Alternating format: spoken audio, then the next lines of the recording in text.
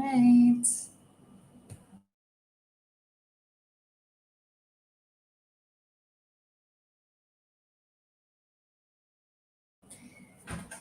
Hi, everyone. We will get started in just a few minutes. If you would like to use the live chat function, please note that you will need to log into a YouTube account. So we're just going to give people a few minutes to log in and get settled. In the meantime, feel free to put your name and something you had to eat or drink today in the chat. Keep in mind there is an 8-second delay, so you may see us silent for a moment as the chats come in.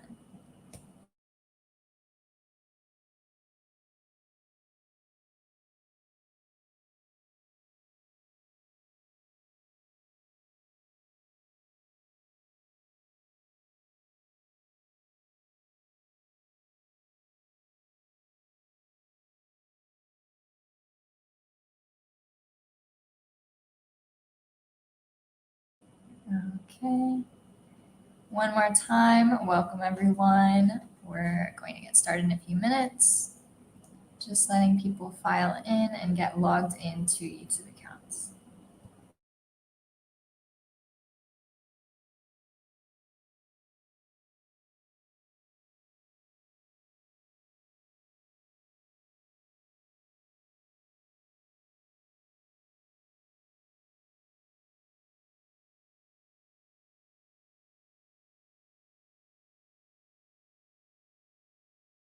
Feel free to put your name and something you had to eat or drink today in the chat.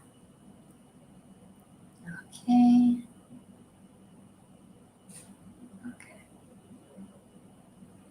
We are going to wait until 12:05 just for everyone to file in and get logged into YouTube accounts.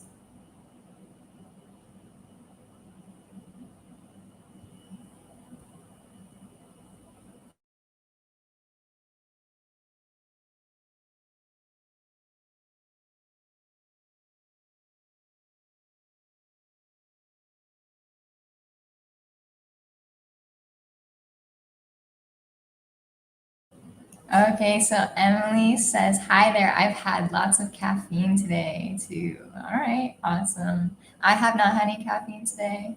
I don't know. What about you, Tasha? Have you gotten caffeine?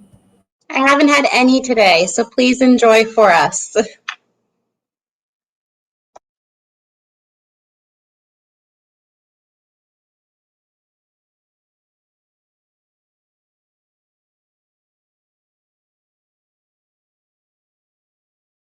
Okay, this is the last time I'll say the little blurb. So again, hello everyone. We're getting started in just 2 more minutes. If you would like to use the live chat function, note that you will need to log into a YouTube account, and we're just going to give people a second to get settled. In the meantime, feel free to put your name and something you had to eat or drink today in the chat. And keep in mind that there is an 8-second delay, so you may see us silent for just a moment as the chat is coming in.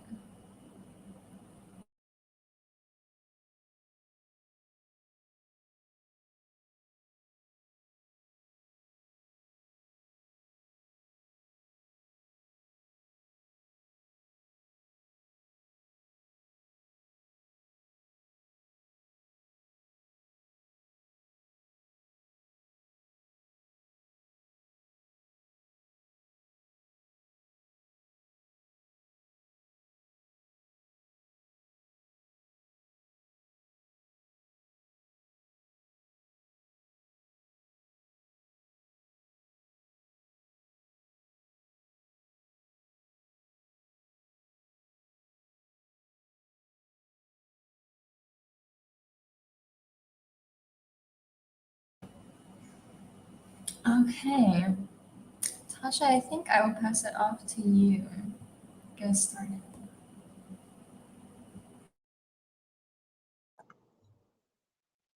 All right. So, welcome everyone. Today we are going to be talking about responding to LGBTQ+ survivors of violence. We would like to thank the Marine Corps for giving us a platform to talk to you all today. Before we get started, we just want to let everyone know that you're welcome to be present in whatever way is most comfortable for you. We want to open up the space for getting up to stretch, have a snack, care for your children, pets, elders, do whatever you need to do to feel comfortable in this space. Also, you're welcome to ask questions throughout the presentation in the chat, and we're going to have time at the end for a Q&A. All right, you can take this slide too.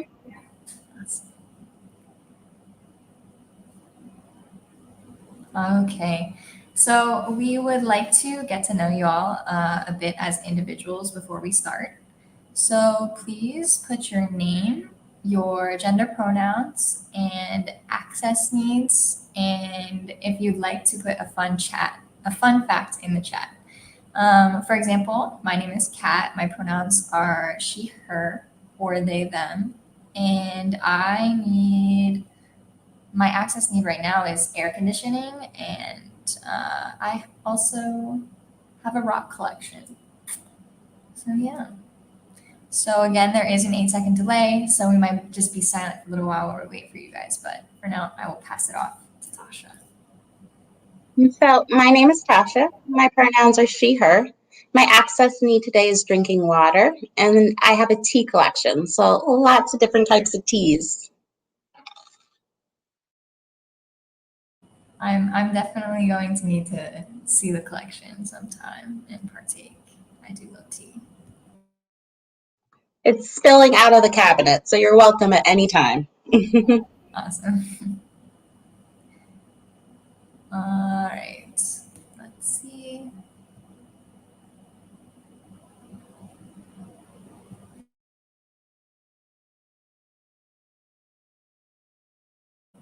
And just so everyone knows, we will touch on pronouns later in the presentation as well. So if you're not sure about that, you can feel free to put everything else in there as well.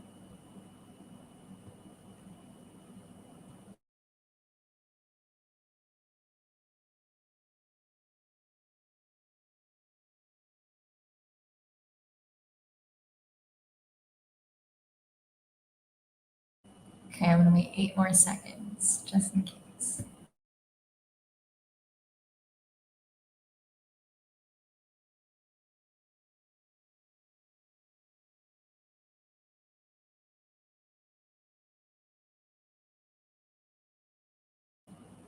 Okay, so Natalia says she, her. Access me is a heater, and I just recently started rock climbing. That's awesome. I really would love to get involved with rock climbing. We'll see. We'll see. Austin, he, him, or they, them, drinking water as an access need, and says, I have a cat named Sushi. Okay, awesome. All right. Well, thank you guys so much for that. We're really grateful you're here, and we're excited to get started. So now we'd like to give you just a little more background on who we are, what we're doing, and our organization. So Pat and I are survivor community specialists here at the Virginia Anti-Violence Project. And what that means is that we help LGBTQ plus survivors find the services and resources that they may need. Some of the things that qualify me to give this training on LGBTQ plus survivors of violence is that I'm a bisexual person who is a survivor of domestic violence. As Tasha said, I'm also a survivor community specialist. I am non-binary, pansexual, and a survivor of violence. I also want to uplift Emily said she, her, a nap as an access need. Yeah. And I love animals. Okay, awesome. And yeah, so now we're probably wondering what VAVP is. So Tasha will give you a brief rundown. Yeah, so the Virginia Anti-Violence Project, or VAVP, works to address and end violence against lesbian, gay, bisexual, transgender, and queer communities across Virginia. We believe that in order to end oppression against LGBTQ plus communities, we must also work against other oppressions, including but not limited to racism, classism, sexism, xenophobia, Islamophobia, anti-Semitism, ableism, and ageism. We provide direct support, advocacy, referrals, and information to lesbian, gay, bisexual, trans, queer, or questioning identified individuals that have been impacted by violence. We also provide training to increase prevention, awareness, education, and successful responses to intimate partner violence, sexual violence, hate violence, state-sanctioned violence, stalking, bullying, and harassment, along with emphasizing the skills for healthy relationships and sexuality. So on our next slide, Kat's going to kind of gauge your uh, information on this topic. Okay. I think one more slide. Okay, perfect. All right, so first we just want to gauge how you all are feeling on this topic. So how comfortable are you in responding to LGBTQ plus survivors of violence? So in this part, we would like you to type what color you're at in the chat if you're comfortable doing so. If you're not, that's fine too. So the red smiley will represent not at all comfortable, and the blue one will represent very comfortable. So we're just going to wait a few moments while people, if you choose to put something in the chat or not.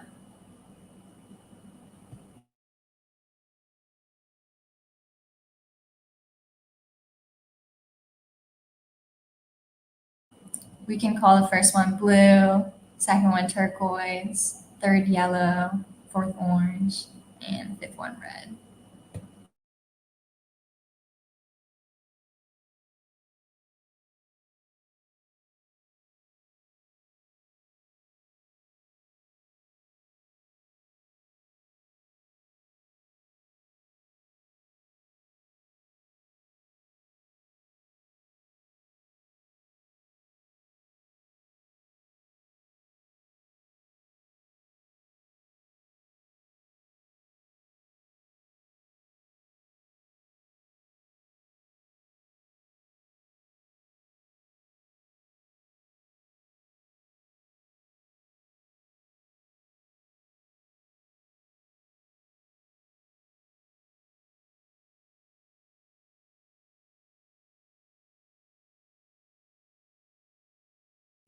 Okay, so we have a turquoise. All right.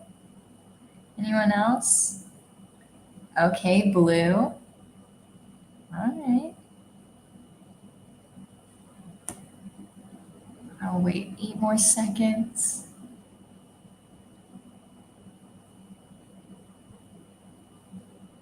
Okay. Well, it looks like we have a lot of very comfortable people, and there's probably a good mix. But that's great because after going over some terminology today, we'll be talking about best practices and answering any questions you have. So let's talk a little bit about what we're going to do today. We just had our introductions. Next, we'll go over terminology like what LGBTQIA means, as well as any other relevant terms. We're going to follow that up with a short section on identity. We'll watch a video via YouTube and have a discussion where we speak on barriers and myths, and then we'll finally talk about best practices and close out, as well as answer any last questions that you may have. So without further ado, let's get started. Awesome. Okay, so as we mentioned earlier, here at VAVP, we believe in order to end oppression against LGBTQ plus communities, we must also work to end all other oppressions. So someone's experience of violence and ability to access services is impacted by all of their identities. They're not fragmented into separate parts of them, but exist in one ever blended context as a whole person. So intersectionality is the term coined by professor, lawyer, civil rights advocate, philosopher, and leading scholar of critical race theory, Kimberly Crenshaw, to describe this interconnected nature of social categories as they apply to an individual or a group of people. So, as you participate in activities today and absorb new information, we would like for all of us to hold what is known as an intersectional framework. So personally, I'm a very visual learner. So I thought it would be nice for us to have a short supplemental video on the more individual aspect of this concept, illustrated by Stephanie Najma Johnson. So this was created with the deaf community in mind, by the deaf community. So there is no sound to the video. However, there will be closed captioning, and we will also send the transcript in the link for the chat. So yeah, we'll send that right out right now and get started on the video.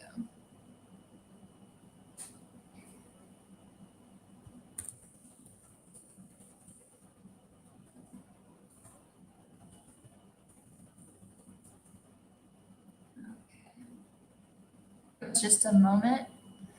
All right.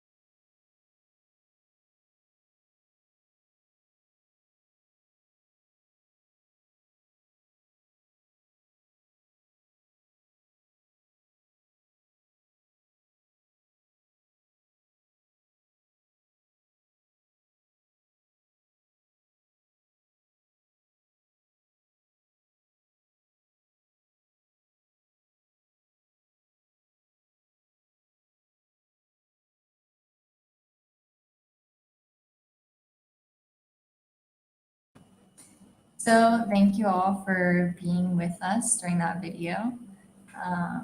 Please keep in mind we will be monitoring the chat throughout the presentation. So if there's anything that resonated with you, feel free to share. And we're open to discussions and whatever. So yeah, I hope we were all able to take something from that. On that note, I'll pass it off to Tasha for the next slide. Yeah, so before we get more in depth with LGBTQ plus terminology, we want to define two major types of violence. Many resources confuse IPV with DV as there is a significant overlap between the two.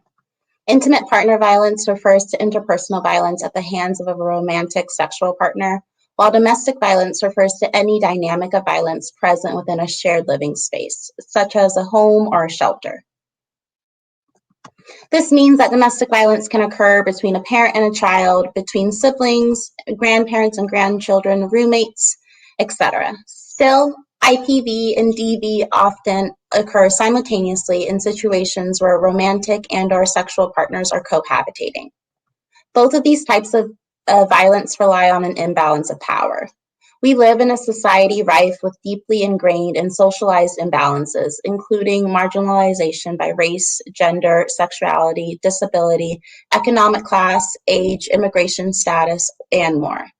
Abusers often take advantage of these different power structures, and this leads to higher rates of violence and accessing resources for those identifying within a marginalized community.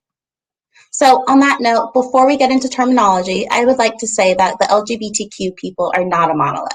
We're intersectional. I could not state that enough. People within the community come from vastly different backgrounds and often disagree on certain definitions. As individuals, we are bound to change our way of thinking over time. Here at VAVP, we are committed to always learning. So if anyone has any suggestions for us after the presentation, please feel free to add that to an email or reach out to us through the chat. And although we would love to, we don't have time today to go through all of the wonderful diverse identities in the community. LGBTQ or LGBTQIA+ are short acronyms for a vast array of experiences. So keep in mind that this list is not exhaustive. Part of your personal work is learning more about different ways that LGBTQ+ people exist in the world. Also, please keep in mind that the LGBTQ or LGBTQIA+ acronym includes sexualities, genders, and other identities.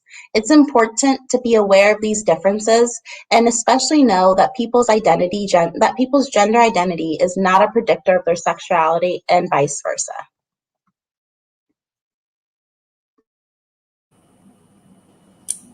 All right, thank you. Okay, so let's get started with some terminology then. So in our society, gender itself is often understood in terms of cultural gender roles. Gender identity is an individual person's sense of one's own gender or lack thereof. So we often think of this as an internal feeling of being a woman, a man, both, neither, or other genders. For example, I identify as non binary.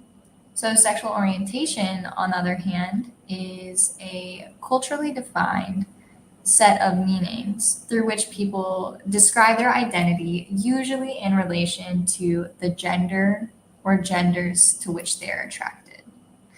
Sexual orientation is not static and can shift over time. Many people also consider romantic or affectual attraction an aspect of their sexuality, but this is not always the case as there are also romantic orientations. Okay. So moving right along to the next slide, let's talk about sex assigned at birth. Sex assigned at birth, sometimes called sex, is a medically and socially constructed determination of a person's label of female or male. This is almost always based on a doctor's visual assessment of a baby's external anatomy and genitalia. The difference between sex assigned at birth and gender is really important to keep in mind, although children are often simultaneously assigned gender and sex at birth. Gender expression, also just called expression, is how a person presents their gender identity to others. This is typically through clothing, appearance, voice, and behavior associated with specific sociocultural contexts. What's important to understand is that gender doesn't always align with the perceived cultural expectations, is that expression doesn't always align with the perceived cultural expectations of a gender that a person identifies with. For example, I know people who identify as men who regularly wear dresses and makeup. Gender and expression shift over time, place, culture, and more.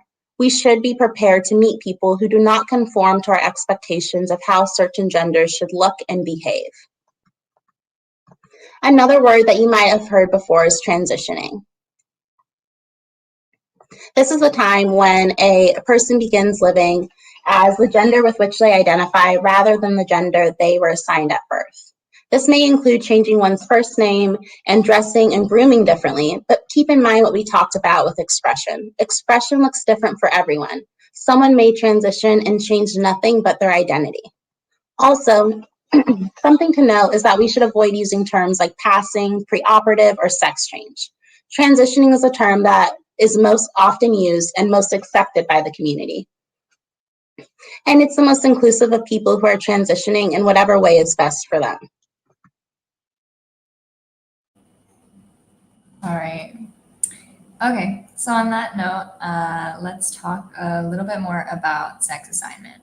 So, intersex is an umbrella term, meaning it covers a lot of different things, describing a wide range of natural body variations that do not fit into the conventional medical definitions of male or female that Tasha was talking about. So, if you've ever seen the acronym LGBTQIA, the I stands for intersex. And intersex people are one of the many reasons why we define sex assigned at birth as constructed. Many visibly intersex people are mutilated at infancy and early childhood by doctors to make the individual's sex characteristics conform to society's idea of what normal bodies should look like. Intersex people are actually relatively common, although society's not wanted to talk about a lot of these issues for a long time due to the denial of their existence. Um, yeah, and so actually 1.7% of the population is born with what are considered intersex traits, and that's about the same as the percentage of redheaded people or people with green eyes. All right. So other vocabulary to be aware of. One more sec. I'm going to go on a little bit that's not on the slide. But yeah, other vocabulary to be aware of when talking about sex assigned at birth is assigned female at birth, for which the acronym is AFAB, pronounced AFAB, and assigned male at birth, for which the acronym is AMAB, pronounced AMAB. For example, when I was born, the doctor labeled me as female, so I was assigned female at birth, or AFAB, or AFAB.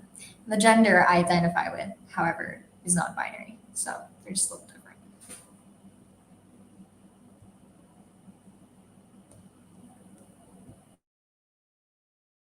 Okay, all right. So let's talk about something that we briefly touched on at the beginning, and that is gender pronouns. So pronouns are words that we use to refer to nouns. In English, gender pronouns are used in the place of someone's name and often reflect their gender identity. Common pronouns can include she, her, they, them, he, him. So this looks like sentences like Robin went to the store to buy herself some tea, or Robin went to the store to buy himself some tea, or Robin went to the store to buy themselves some tea. So, something to keep in mind is that some people use different pronouns in different situations. Some people don't use pronouns, and some people have no preference at all. Still, assuming someone's pronouns may send the unintended message that a person should look a certain way to use certain pronouns. And we'll talk later in the presentation about some best practices when talking about pronouns and using them. Personally, I try to offer my own in my email sign off and when I introduce myself, just so people feel comfortable sharing theirs with me as well. And if you didn't get a chance before, now is an opportunity to practice sharing your pronouns in the chat. So we can give everyone a second to do that if you'd like. And remember, there is an 8-second delay, so you might see me just silent for a little bit. But yeah.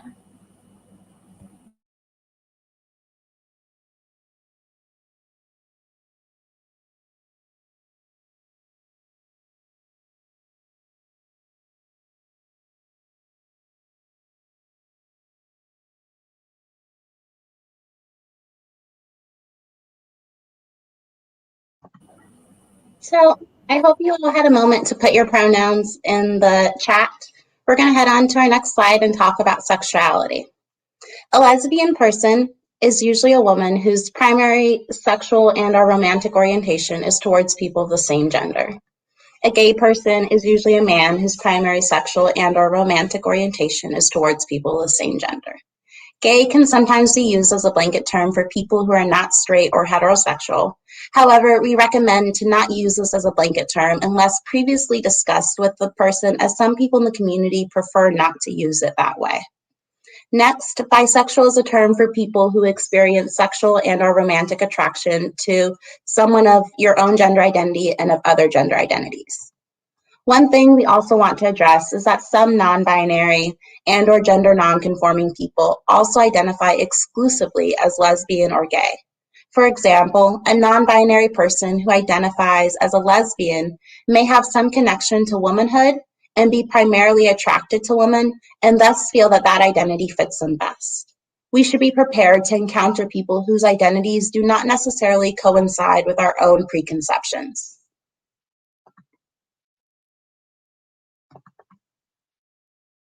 As we head to our next slide, we're going to continue talking about vocab.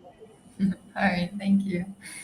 Okay, so moving right along, asexual is a name for a broad spectrum of sexual orientations, generally characterized by feeling varying degrees of sexual attraction and desire for partnered sexuality.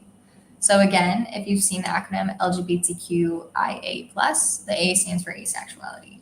Asexuality is distinct from celibacy, which is the deliberate abstention from sexual activity and despite sexual desire. So some asexual people do have sex and experience varying levels of attraction. For example, some asexual people may experience romantic attraction, but only have sexual desires very infrequently. So overall, there are many diverse ways of being asexual.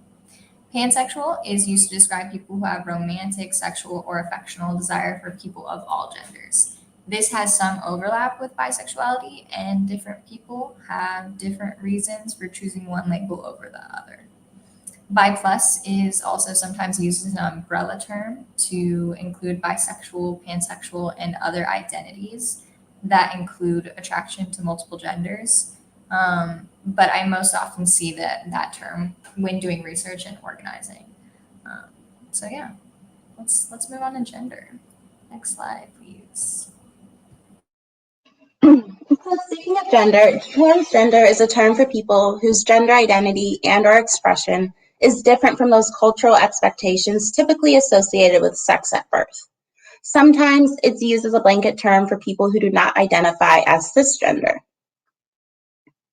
Something to note is that when we speak about binary transgender people, we shouldn't use phrases or terms like born a woman or born a man, or even a man born in a woman's body, or similar phrases. This is where it's appropriate to use assigned female or assigned male at birth. However, always ask yourself if what you're asking or saying is even necessary. Question if you would ask a similar question to or speak similarly about a cisgender client. On that note, let's talk about what cisgender means. Cisgender is a term for someone who exclusively identifies with the gender traditionally associated with their sex assigned at birth. Being cisgender is not inherently part of the LGBTQ+ community on its own. For example, I was assigned female at birth, and I identify as both a woman and bisexual. I am cisgender because I identify as a woman, yet I am still part of the LGBTQ plus community because I am bisexual. On the other hand, a woman assigned female at birth who identifies as straight and or heterosexual is likely not a part of the community. Remember, it's always best to mirror the language of who you're talking to. Some people who are not cisgender may choose to not use the term transgender for whatever reason. People who are not cisgender and identify along the binary of man and woman may refer to themselves as a transgender man, a transgender woman, or simply a man or a woman. Do your best to mirror their language when possible and appropriate. Thank you. All right, we can head to the next slide. Okay, so now we're just going to talk a little bit more about gender. So you may have heard the term non-binary before today. This is again another one of those umbrella terms that is used to describe people who feel their gender just cannot be defined within the margins of man or woman. Next is two-spirit. So this is an umbrella term used to describe a variety of native or indigenous asexual, sexual and gender identities. So three other identities also that are under the non-binary or gender non-conforming umbrella that are not listed here are agender, genderqueer, and gender fluid. Agender refers to someone who does not identify themselves as having a gender. Genderqueer is another umbrella term built around using the word queer, referring to people who transgress mainstream distinctions of gender. And gender fluid describes people who do not identify as having a fixed gender. Many people who identify as non binary, gender non conforming, or another gender identity outside of the binary may also identify as transgender, but some do not. So people have different reasons for using certain terms. And as always, as Sasha was saying, it is best to mirror the language of whomever you're speaking to and to not assume how they identify themselves. Okay, next slide. So last but not least, let's talk about the word queer. This is commonly used to convey both an identity and a sense of community outside of heteronormativity and the gender binary.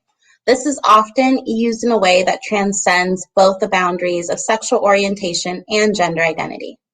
Something important to note or to remember is that queer has been used as a slur in recent history.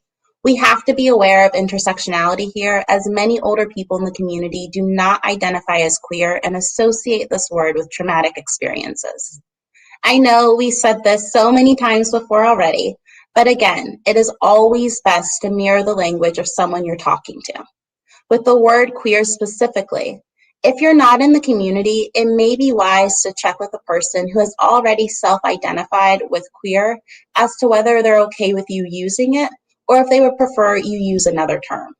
Someone might use it for themselves and within LGBTQ plus spaces, yet be uncomfortable with people outside of the community using it. We're going to head to our next slide. Okay, so we just want to take a moment to utilize a little bit of what we've learned. So using the chat, feel free to share some of your identities. If you're not comfortable participating for whatever reason, that's perfectly fine. We just want to demonstrate with this that the terminology we've discussed doesn't just apply to the LGBTQ plus community.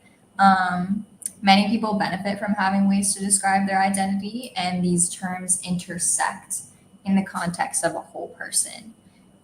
So we've left some examples on screen of what someone's identities may look like. So feel free to include whatever is important to you in whatever order you choose, whether that be your gender, status as a parent, ethnicity, age group, race, class background, culture, religion, sexuality, sex assigned at birth, and more. So, all right, we're going to give everyone a minute to participate if you so choose and read out some of the responses.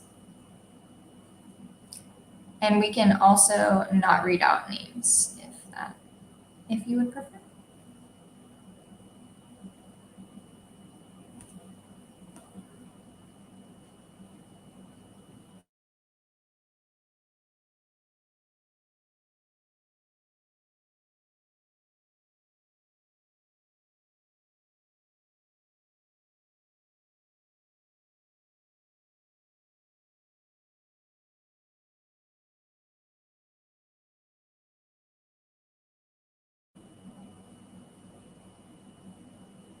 All right, I'm gonna give everyone a couple. Okay, I see someone says, all right, white, cisgender, woman, pansexual. Yeah. Someone says white, queer, non-binary, bilingual. Mhm. Thank you guys for participating and sharing. Okay, and give 8 more seconds.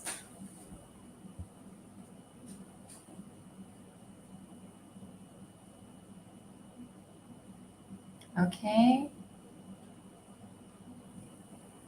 Latinx, female. All right, awesome. Okay. Well, thank you guys so much for staying present with us through that. We're excited to talk a little more about barriers and best practices next. Um, yeah. Okay. We want to start off our next topic by watching a clip of a video that we feel really captures some of the barriers that LGBTQ plus people face when trying to access services after experiencing violence.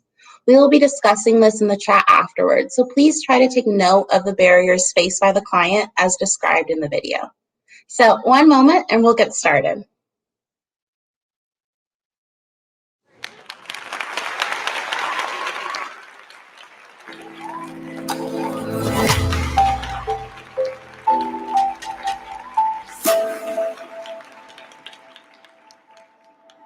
Ending sexual violence against women has become a national priority, and we are having incredible conversations in the media, in classrooms, in boardrooms, and at dinner tables around the United States that are creating a climate truly galvanized for change.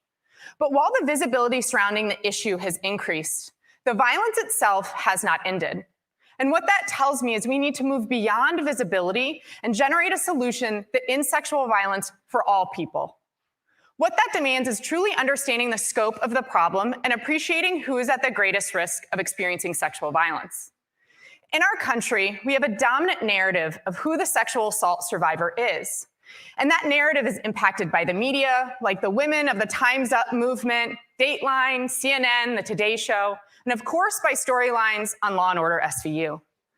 These things, combined with our personal experiences and social ideas about violence and who can experience it, converge to create a rather singular idea of who the sexual assault survivor is. And I imagine that if we compared notes, we'd come up with a pretty similar image, that that person would definitely be female, likely white, probably under 40, typically thin, and always straight. And this narrative holds a surprising amount of power as it impacts our legislation, how we build programming, how we spend money, and our social sympathies towards survivors.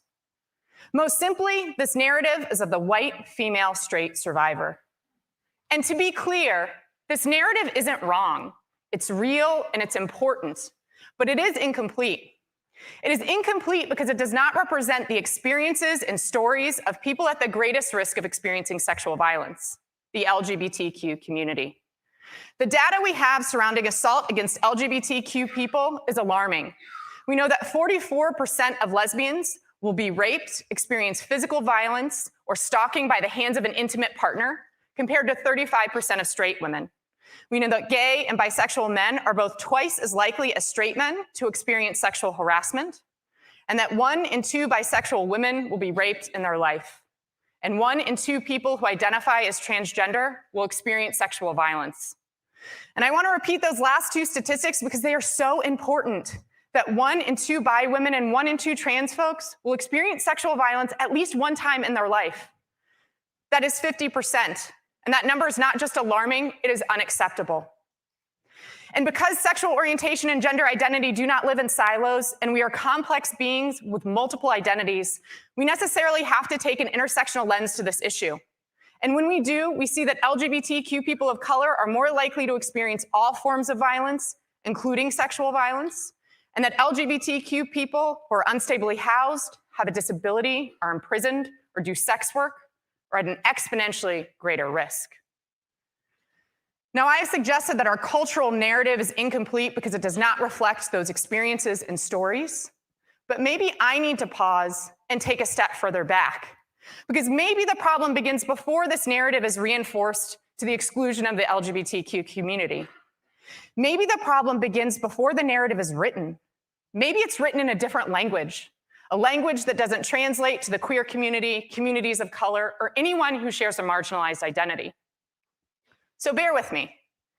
Have you ever traveled abroad or tried to communicate to somebody in a different language? It's just you and them alone in a room. There's no Google Translate or pen and paper.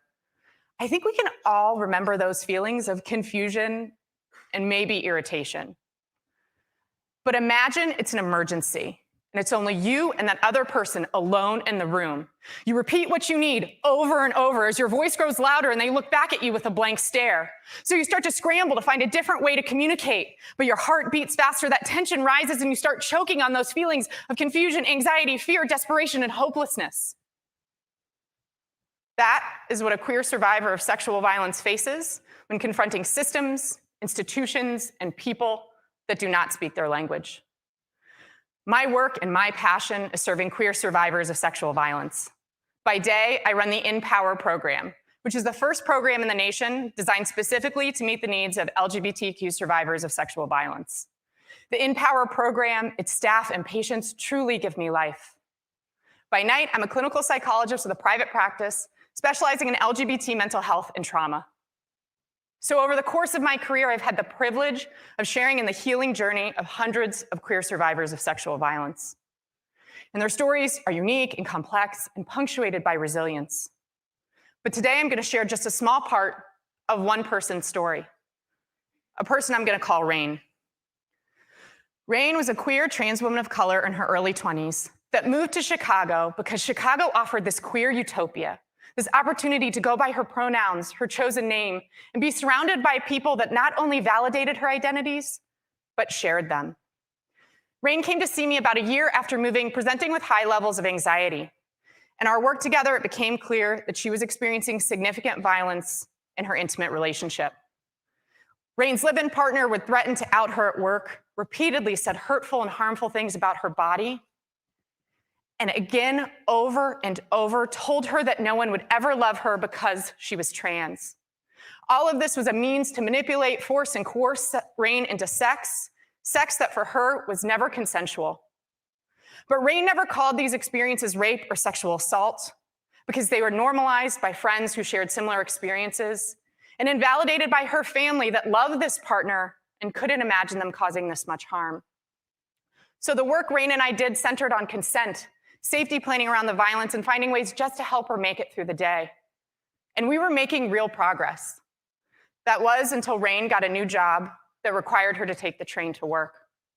She used to tell me that day after day on that train, people would say horrible transphobic things about her body or would touch her inappropriately. I remember her so clearly telling me, when I am on that train, my body doesn't belong to me, it belongs to them. And then Rain was raped at a party. She woke up not remembering exactly what happened, but knew something in her body did not feel right.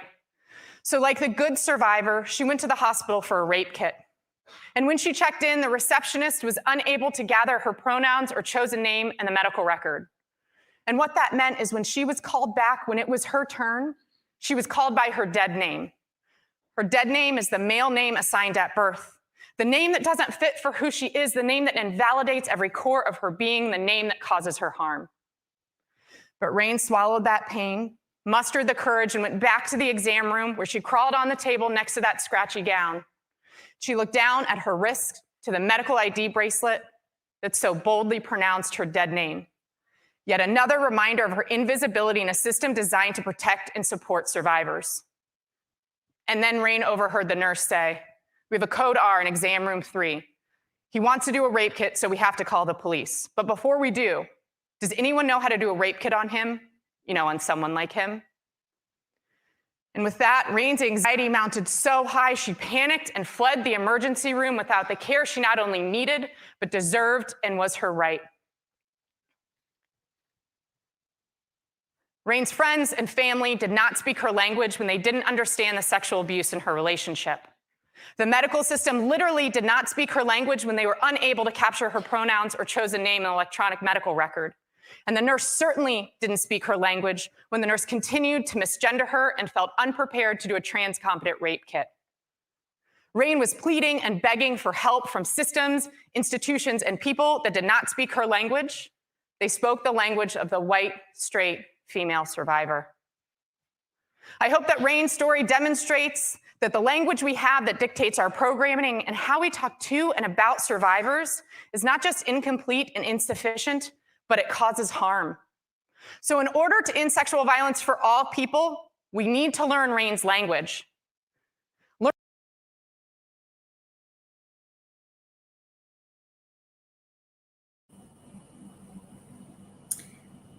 All right, thank you guys for being with us through that.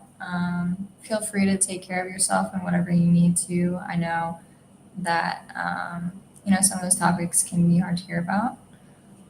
We are gonna discuss this video a little bit. So we'd like you, okay, so we can go to the next slide and we'd like to discuss a couple of these questions. So first, what barriers did Rain face when seeking services? And second, what are some ways that you can help combat these barriers in your personal life or workplace? So we'll give you just a little bit to think about that and respond. So yeah.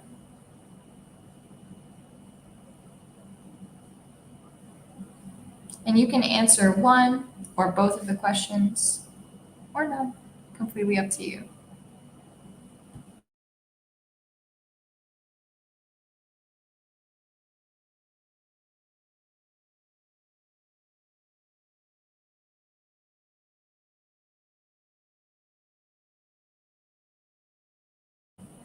So one more time, the questions are, what barriers did Rain face when seeking services?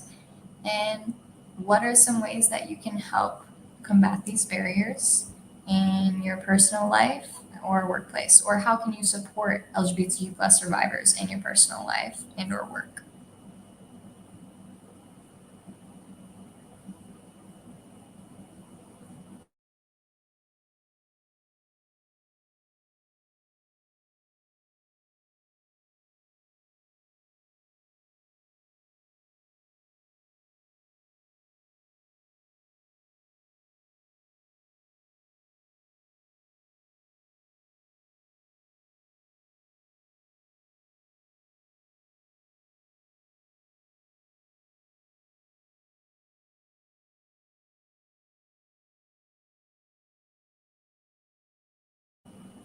So I think one of the barriers was one that was discussed frequently was about language. So friends and family weren't speaking her language. They didn't understand a lot of the stuff that we talked about earlier in the presentation. Okay, I see. Someone said, okay, a barrier Rain faced was not having an LGBTQ plus informed safe space in the medical community. Yes, 100%. That was a very massive and unfortunately insurmountable barrier for Rain.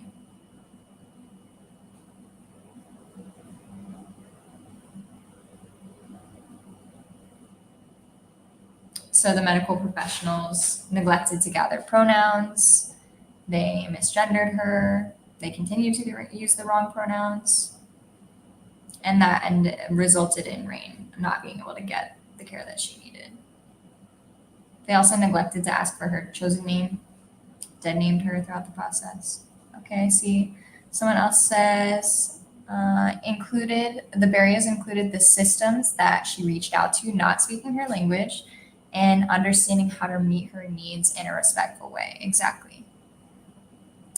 And Emily says, supporting survivors by listening and asking questions to make sure they feel comfortable and heard.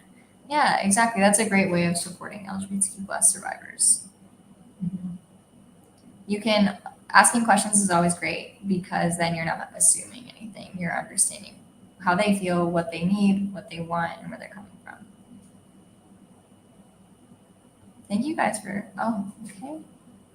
Awesome. Well, thank you guys for participating in that discussion. I think we can head to the next slide.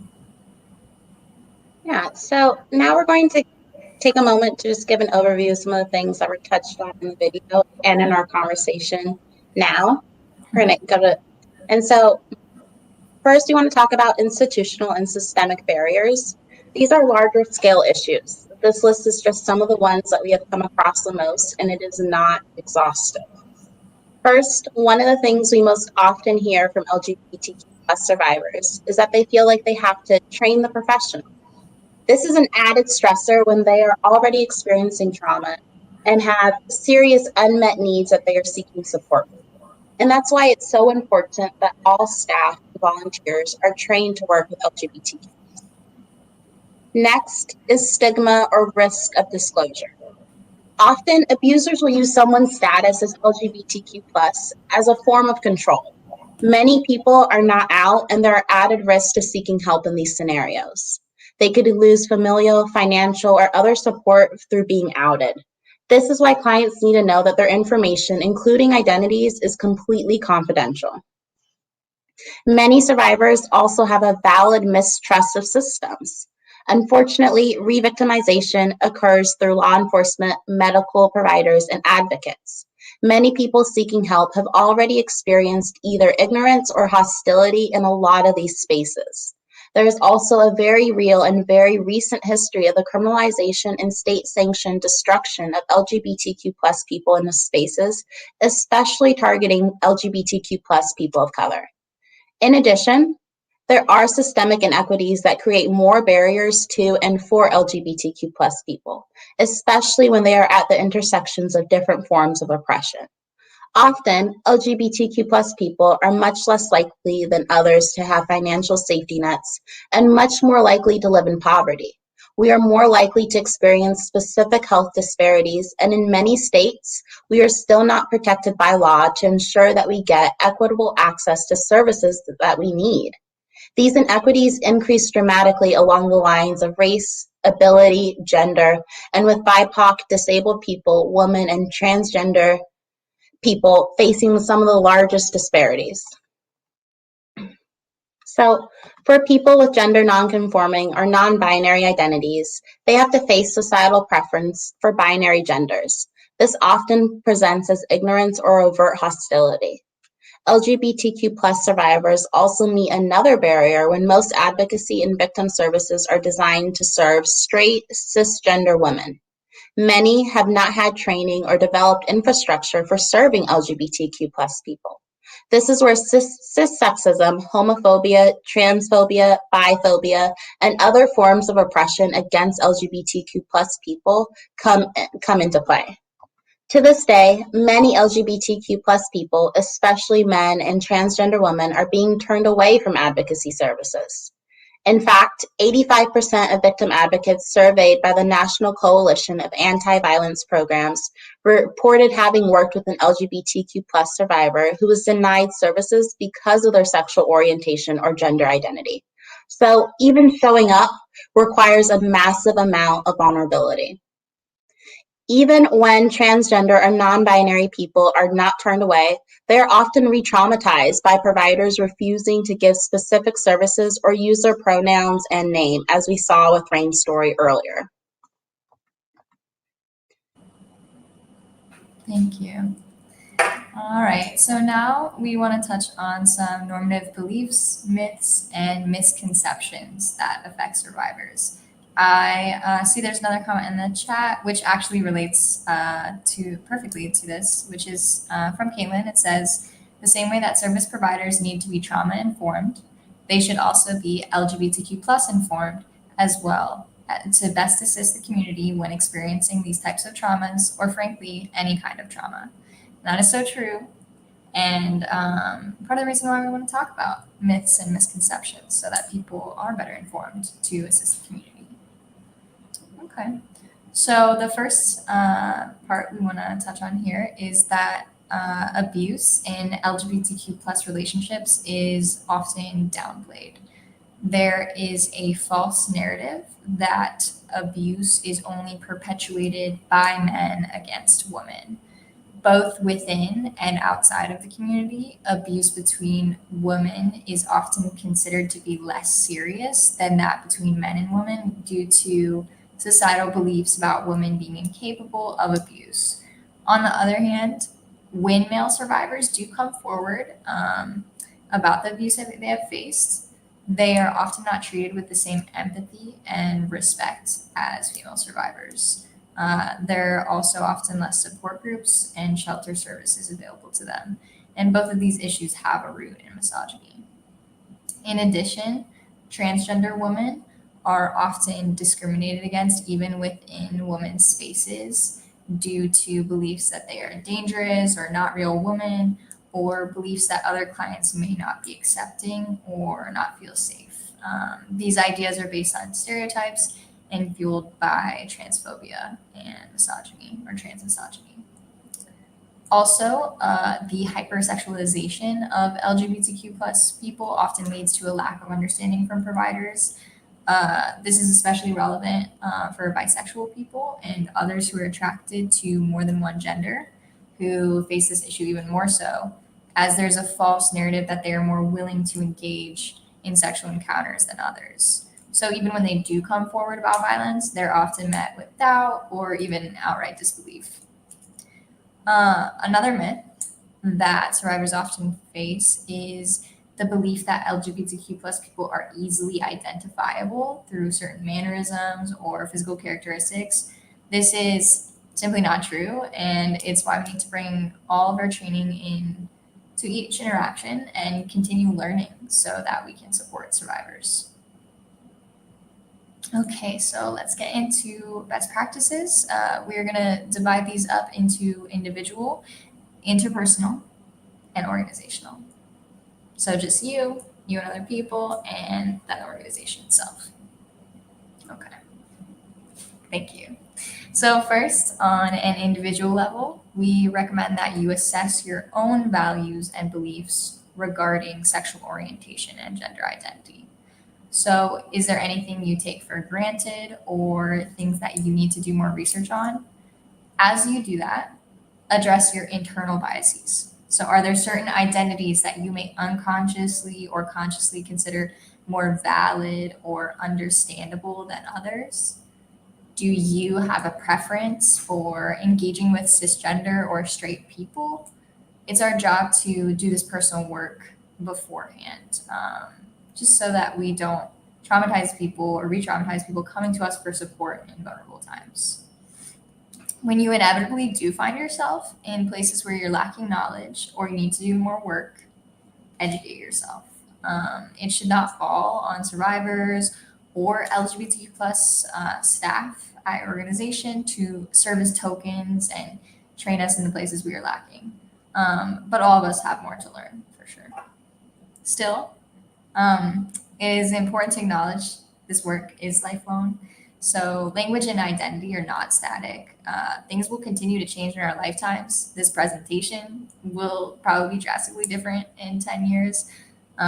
So it's just really important to acknowledge what you don't know. And if you need help or supervision, it is important to ask for it in times where you need guidance.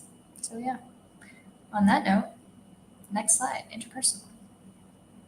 Yeah, so let's talk about some interpersonal tips. So some tips for interacting with folks. Start by universally asking for names and pronouns. This will become natural over time. Make it a point to get these right. One of the many reasons transgender or gender nonconforming people are afraid to access services is the fear that they will have to experience misgendering through incorrect pronouns or what is known as dead naming. And that's using someone's name they used before transitioning. We saw that with Rain's video earlier. One of the best ways to open up conversations about pronouns is to share yours when you introduce yourself. So I would say, hi, I'm Tasha. My pronouns are she, her. Also, try to use inclusive language such as partner, parent, or sibling when possible, especially when you don't have all of the information. This way, you avoid accidentally assuming the sexuality or gender of someone or the people around them. As we've said before, it's always best to mirror the language of the survivor. This doesn't just apply to the way they describe incidences, but how they describe themselves and their identities. For example, if someone comes in and says that they are non-binary, Don't assume that they also identify as transgender or gender nonconforming. Simply mirror their language. Another extremely important practice is to confront discrimination and prejudice wherever you see it. If we want to create and live in a world where LGBTQ plus people are safe and thriving, we cannot ignore small, everyday actions that have ripple effects of harm.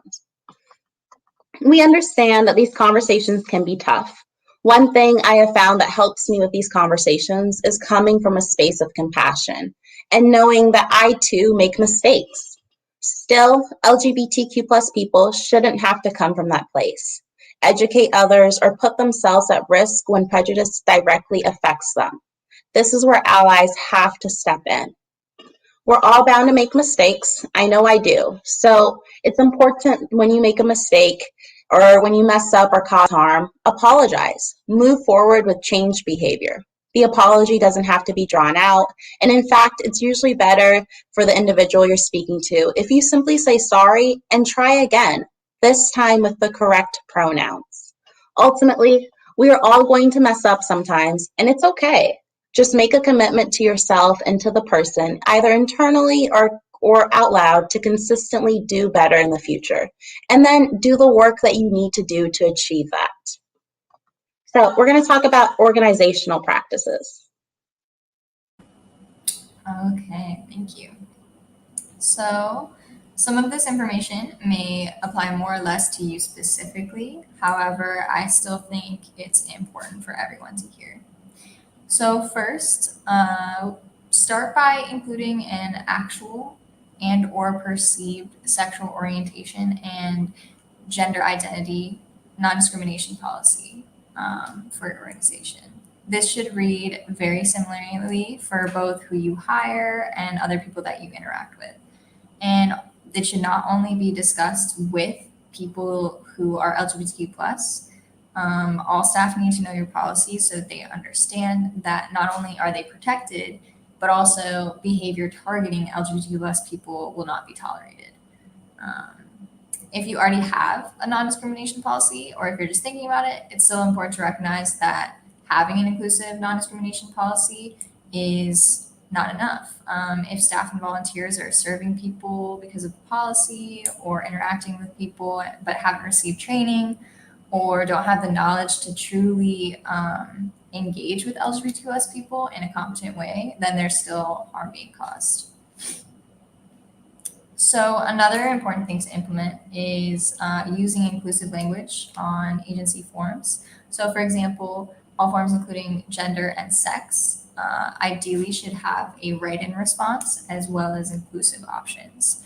Documents should use gender neutral language when possible, and especially when talking about, in the case of talking about survivors and their lives.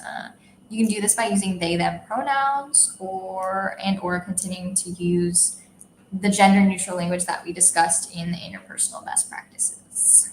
So in the same vein, if you have restrooms at your place of work, ideally, we should be moving towards having those be gender inclusive or all gender restrooms.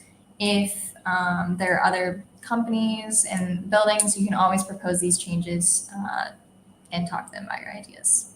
So we should also strive to provide LGBTQ plus specific resources and supplies. So things like using representation in images and promotional pamphlets that are diverse in race, gender, and relationships. It's always also nice to see large, bright, and visible signs that express allyship with the community. And yeah, so remember to treat someone's LGBT plus identity as confidential.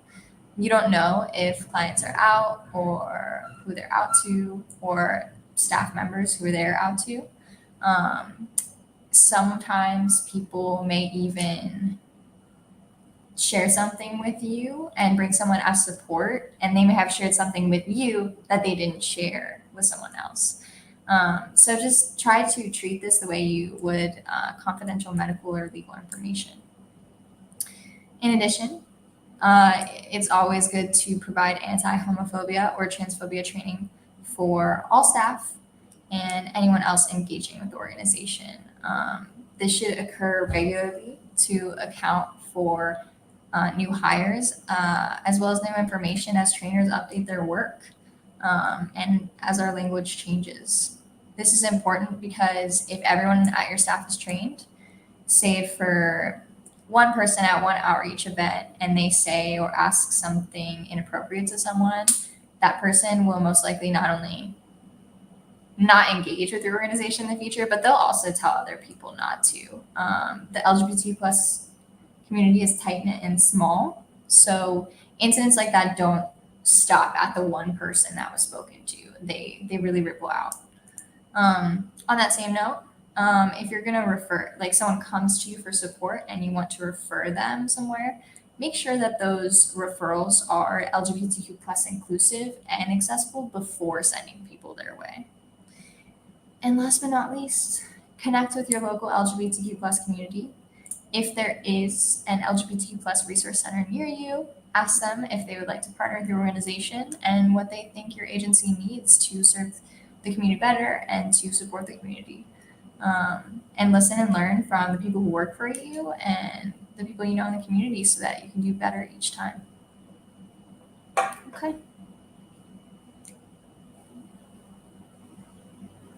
So we're done with the bulk of today, but we would like to open it up for any final questions. Feel free to ask anything in the chat. While you're taking the time to think of any lingering questions, we're going to drop our training feedback survey in the chat. Please feel free to follow the link to a quick survey and leave your suggestions and comments.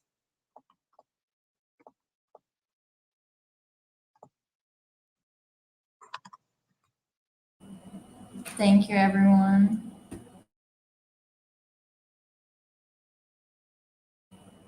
One second on that.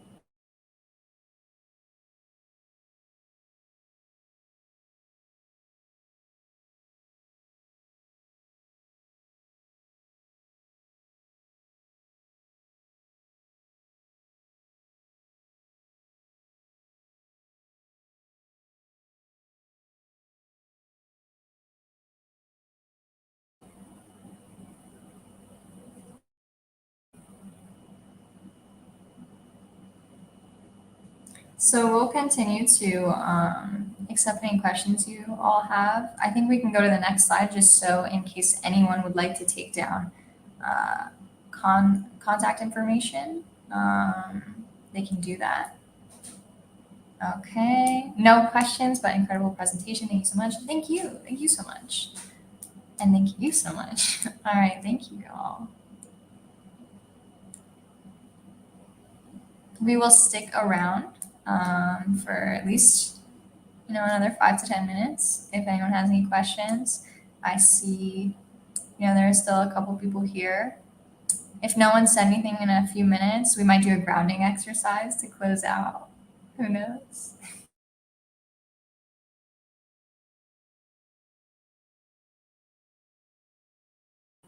Thank you all for the support in the chat.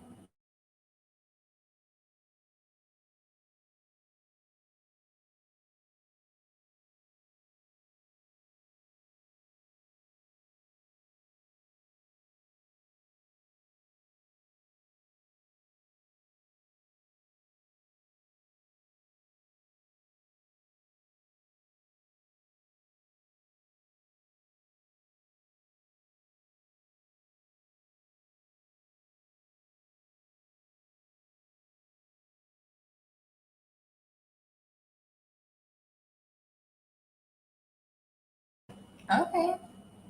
I think since we have a little bit of time left, we can go ahead and close out with a little mindful moment. So feel free to participate in whatever way feels right for you.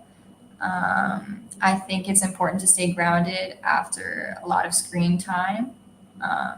So yeah, this will be guided, but again, feel free to be present whatever way works for you. Okay, so start by feeling your feet on the floor or ground in front of you. Move them around just a little bit. Get comfortable. Feel your body for places of tension and ease. And if you're able, and if you'd like, you can slowly close your eyes. Focus your attention on your breathing. Notice your chest or belly moving with your breath.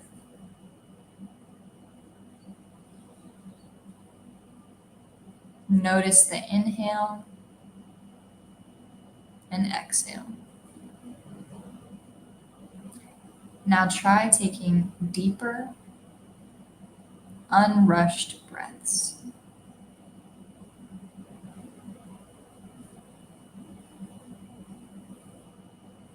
If it helps you, you can count.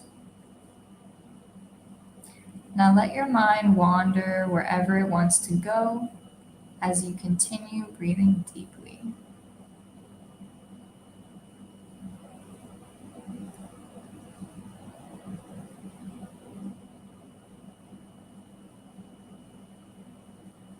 Focus again on your breath. Inhale, exhale. Now come back to the feeling of your feet on the floor if you're able. Notice your legs, your chest, still breathing, held up by your neck, your head held up by your neck. When you're ready, open your eyes. Thank you all for being with us for today and in this space today. We appreciate it.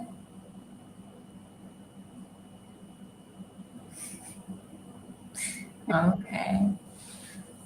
If no one else has any questions, we can close out. But feel free to contact Tasha or myself. If you want anything information related, you can send an email to info@virginiaavp.org. So that looks like Virginia with 2A's.org and Virginia with 2A's VP.org. And then also we have the website, virginiaavp.org. And then Tasha, you want to share the advocacy email?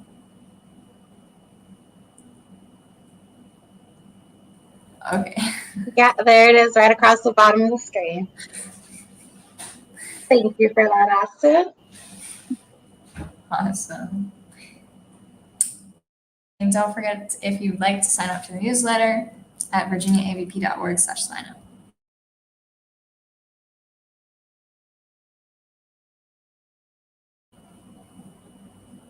Okay. I think we'll wait till 1:20 in case anyone else has anything, and then close out.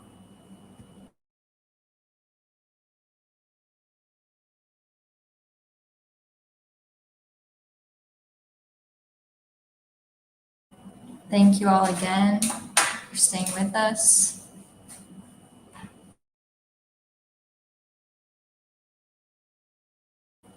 Thank you.